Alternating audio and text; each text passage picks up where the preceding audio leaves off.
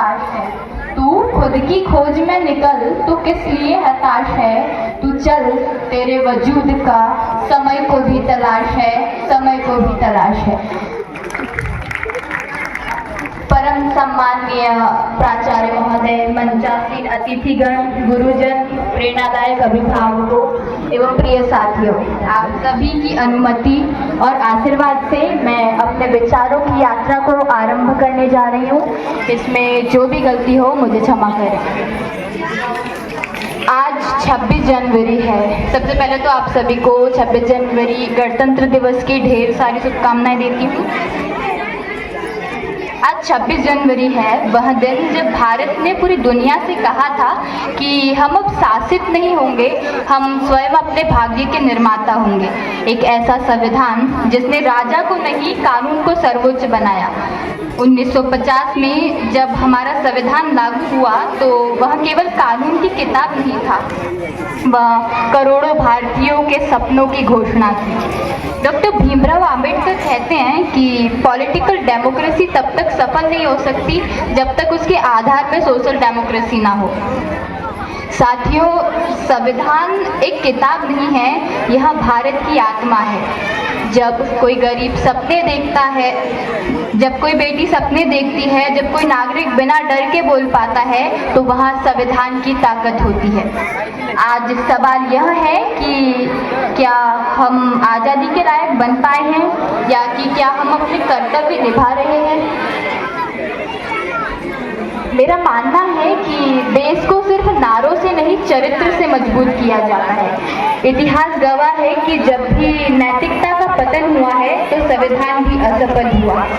इसीलिए साथियों, देश खतरे में तब नहीं होता जब सीमा पर दुश्मन खड़ा हो। देश तो खतरे में तब होता है जब देश के नागरिक कर्तव्य को भूल जाए। आज का भारत युवा भारत है। अगर ये युवा ईमानदारी को अपना हथियार बना ले, शिक्षा को अपना मार्ग बना ले और संविधान को अपना धर्म बना ले, तो कोई भी ताकत भारत को विश्वगुरु बनने से नहीं रोक सकती।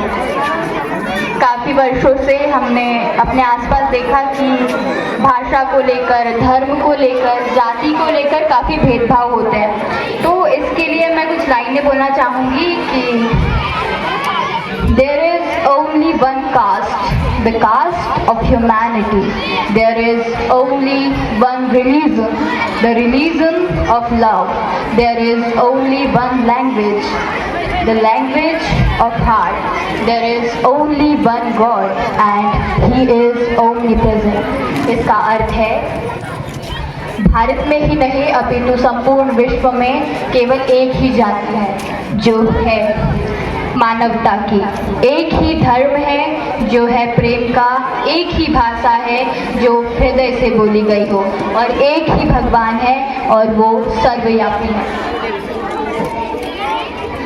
और मैं मानती हूँ कि हम देश के लिए एटलीस्ट इतना तो करें कि यदि हमारी आने वाली पीढ़ियाँ हमसे पूछें कि आपने देश के लिए क्या किया, अपने भारत के लिए क्या किया, तो हमारा उत्तर गर्व से हो कि हमने संविधान को बचाया, हमने लोकतंत्र को मजबूत किया और भारत को आगे बढ़ाने में अपना पूर्ण योगदान दिया।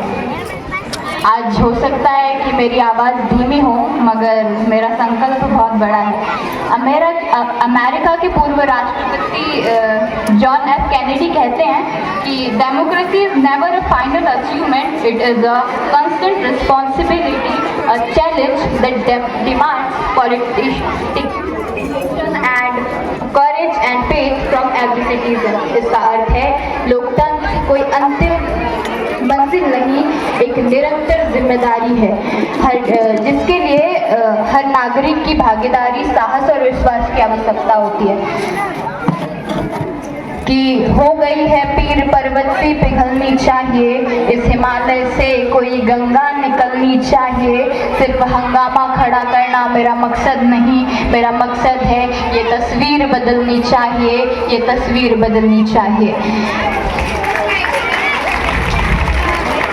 मेरे सीने में ना सही तेरे सीने में सही, मेरे सीने में ना सही तेरे सीने में सही, हो कहीं भी ये आग पर ये आग जलनी चाहिए, ये आग जलनी चाहिए, ये आग जलनी चाहिए।